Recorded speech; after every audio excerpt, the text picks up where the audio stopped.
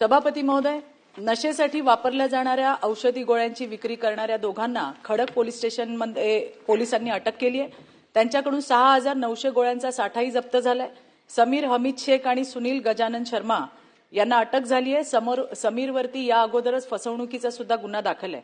तपासाच्या डिक्कीत गोळ्यांची पाकिटं आढळली आहेत आणि ही सगळी गोळ्या मुख्यतः कोंढवा, काशेवाडी, हडपसर कॅम्प आणि येरवडा या परिसरात नशेच्या वापरासाठी विकल्या जातात हे उघड झाले। सभापती महोदय, अटक करण्यात आलेल्या आरोपीच्या कोंढव्यातील घरातल्या छाप्यामध्ये नेट्रोझेपाम, नित्साझेन 10, अल्प्राझोलाम 0.5, निट्राफास्ट आदी प्रकारच्या 6,900 नशेसाठी वापरल्या जाणाऱ्या औषधी गोळ्यांचा साठा आढळून आलेला आहे। वास्तविक पाहता या सगळ्या गोळ्या मनोरुग्णांसाठी याचा वापर होतो। डॉक्टरांकडून प्रिस्क्रिप्शन दिलं तरच या गोळ्या मेडिकलमधून मिळतात, परंतु एवढ्या मोठ्या प्रमाणात गोळ्यांचा जर साठा सापडत असेल तर मेडिकलमधून एवढ्या मोठ्या प्रमाणात गोळ्या विकल्या कशा जातात याच्यासाठी फूड अँड ड्रग्स विभागाचा मेडिकल स्टोअरवरती कंट्रोल असतो किंवा नाही हाही एक प्रश्न आहे। कारण ही एक गोळी मेडिकल स्टोअरमध्ये साधारण 1 रुपयाच्या दरम्यान मिळते, परंतु या गोळ्या नशेसाठी वापरल्या जातात आणि याची विक्री साधारणतः 50 रुपये ते 60 रुपये अशा पद्धतीने मिळते। सर्वसाधारण ग्राहकाला मेडिकल स्टोर स्पेसिफिक प्रश्न विचारते, प्रिस्क्रिप्शन शिवाय या गोळ्या मिळू शकत नाही आणि त्याच्यामुळे आजची युवा पिढी गोळ्या अनधिकृत विकणाऱ्याकडून जास्त किमतीत विकत घेते। माझे 3 स्पेसिफिक प्रश्न आहे। यामध्ये ज्या मेडिकल स्टोअरमधून अशा प्रकारे बेकायदा गोळ्यांची विक्री होते अशा भागातील फूड अँड ड्रग अधिकाऱ्यांवर शासन काय कारवाई करणार आणि फूड अँड ड्रग विभागाचा मेडिकल स्टोअरवर कंट्रोल राहण्यासाठी शासन या विभागाला आदेश देणार आहेत का? माझा दुसरा प्रश्न आहे, ज्या मेडिकल स्टोअरमधून अशा प्रकारे अनधिकृतपणे गोळ्या विकल्या जातात अशा मेडिकल स्टोअरची परवानगी शासन कायमची रद्द करणार आहे का? आणि तिसरा शेवटचा प्रश्न, जे मानसोपचार तज्ञ डॉक्टर अशा प्रकारे बोगस प्रिस्क्रिप्शन देतात अशा डॉक्टरांची डिग्री शासन रद्द करून त्यांच्यावर कारवाई करण्यात येणार आहे का? सभापती महोदय। मंत्री महोदय।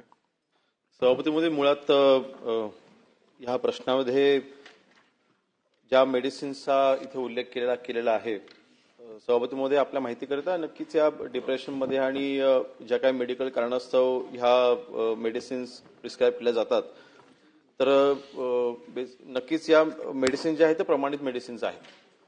आणि ताई आपला जो मूळ प्रश्न जो आहे की मेडिकल स्टोअरमधून इतक्या सोपेरित्या या इतक्या मोठ्या प्रमाणात मेडिसिन्स कशा उपलब्ध झाल्या, सभापतीमध्ये आपल्या माहितीकरिता ह्या ज्या मेडिसिन्स सापडलेल्या आहेत ही कारवाई जी आहे पोलिसांनी ही सुमोटो केलेली कारवाई आहे, इन्फॉर्मेशन बेस्ड आधारित केलेली कारवाई आहे। परंतु या मेडिसिन्स कुठल्याही मेडिकल स्टोअरमधून घेतलेल्या नाही आहेत आणि ह्याची विक्री ही कुठल्याही मेडिकल स्टोअरमधून झालेली नाहीये।